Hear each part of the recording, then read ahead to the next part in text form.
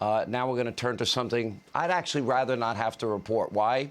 Well, I love this country. I want this country to be #1 in all things. I want every American to be successful, free, prosperous, safe, secure, no matter who the president is. Sadly, now our country is in economic turmoil, and it is getting far worse with each passing day, all because Joe Biden and his radicalized new Green Deal socialist policies are destroying the good economy he inherited. During his inauguration, Joe laughably promised to be a unifier, a pragmatic moderate. He's anything but. Instead, the months that have followed, he has bowed at the altar of new Green Deal socialism, and that is where he is today. He decided to pursue the radical agenda of climate-obsessed elitists over poor and middle-class families that are now suffering greatly because of his policies. He has decided to restrict domestic oil and gas production. That causes gas prices, energy crisis, the price to heat and cool your home. Everything you buy is now skyrocketing. He decided to push through trillions of dollars in new spending. That increases inflation. Guess what? That means your dollar doesn't go as far. In fact, according to the latest numbers, the inflation is now at a 3-decade high. Gas is up by 50%. Meat and poultry is up by 12%. If you want a steak, it's 25% higher. Furniture, 12%. Transportation costs up nearly 20%. Everything that you buy from every store you go to, every service that's provided to you is now more expensive. Joe Biden doesn't care. Doesn't care that everything is now more expensive. Doesn't care that your quality of life is diminishing daily. Doesn't care that the money in your bank account is now worth a lot less. The fragile opinions of his wealthy, well-connected Green New Deal socialist visionaries are much more important. Take a look. Guess what? That's in the Recovery Act. Excuse me, that's in the Build Back Better bill, which is not going to raise taxes 1 single cent. It's totally paid for. You hear a lot about the supply chains in the news, but frankly, not a lot of people have a clear understanding, whether they have a PhD or they didn't go to school, about how a supply chain works. More products are being delivered than ever before. That's because people have a little more breathing room than they did last year, and that's a good thing. But it also means we got higher demand for goods at the same time we're facing disruptions in the supplies to make those goods. This is a recipe for delays and for higher prices, and people are feeling it. They're feeling it.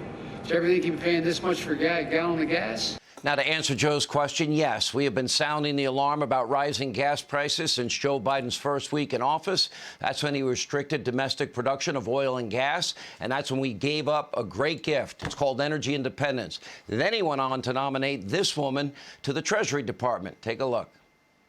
Certain troubled industries and firms that are in transitioning.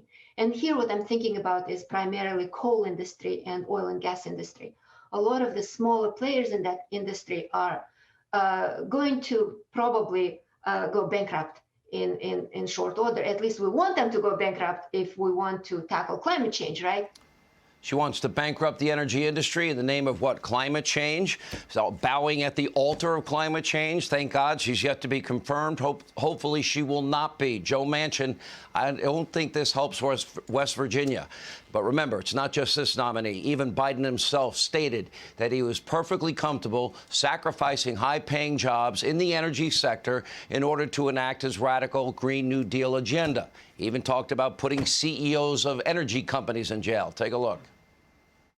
Would you be willing to sacrifice some of that growth, even knowing potentially that it could displace thousands, maybe hundreds of thousands of blue-collar workers in the interest of transitioning to that greener economy? The answer is yes. The answer is yes. If we don't stop using fossil fuels, we're all dead. Doing away with any subsidies for fossil fuels, number one. Number two, holding them liable for what they have done, particularly in those cases where you're underserved neighborhoods and you know the deal, okay? And by the way, when they don't or when they're deliberate, put them in jail. That's what I'm not joking. Put Put them in jail. And by the way, if you lost your high-paying career job in the energy sector, Joe Biden's message to you is pretty much drop dead.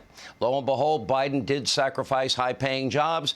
Gas prices are spiking. It's hurting the poor and the middle class the most. He's prioritized his radical environmental views over the poor and middle class in this country that are being crushed by the high energy prices that he created and is responsible for, on top of the inflation that he's creating.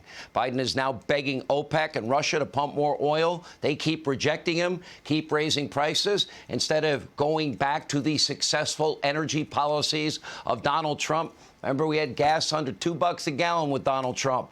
All Joe would need to do is merely ask Texas, Alaska, Oklahoma, North Dakota, and guess what? He wouldn't have to beg, and Americans would get their jobs back, the ones he said drop dead to. Anyway, as we continue, meanwhile, Joe's energy secretary thinks that's all very funny, as you saw Jennifer Granholm.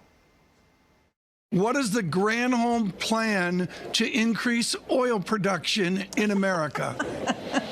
Oh my God, that is hilarious. Would that I had the magic wand on this. As you know, of course, oil is a global market. It is controlled by a cartel. That cartel is called OPEC, and they made a decision yesterday that they were not going to increase beyond what they were already planning.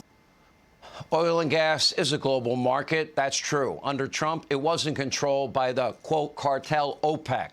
America was energy independent. We didn't take a single barrel from Saudi Arabia when Donald Trump left the presidency. We were a net exporter of both oil and gas. Now America is in a position of weakness and begging OPEC almost daily to produce more oil.